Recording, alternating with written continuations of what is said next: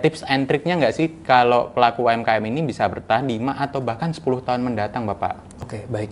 Pertama, kalau menurut saya, mereka ini harus berbadan hukum dulu nih, Mas Dana. Oke. Kenapa harus berbadan hukum? Satu, mereka bisa mendaftarkan mereknya. Kedua, mereka juga bisa mendapatkan akses permodalan. Kalau ngomongin sustainability, pertama, image branding ini penting. Makanya dia harus punya merek yang bagus dan terdaftar. Jadi, nama usahanya ini harus bagus nih, harus dipatenkan nih, gitu. Apa yang dia perdagangkan, misalkan makanan, resepnya nih harus dirahasia dagangkan gitu, Mas Dana.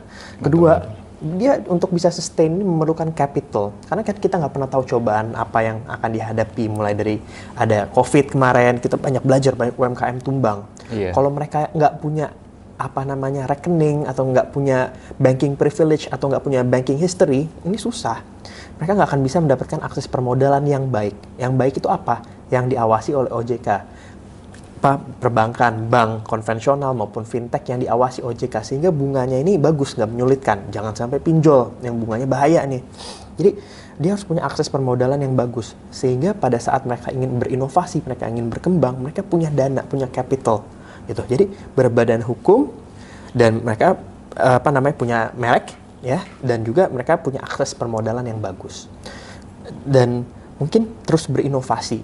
Terus berinovasi ini nggak ada habisnya nih. Kita mau kemana inovasi kita? Kita harus melihat tren, kita harus bisa melihat business forecast.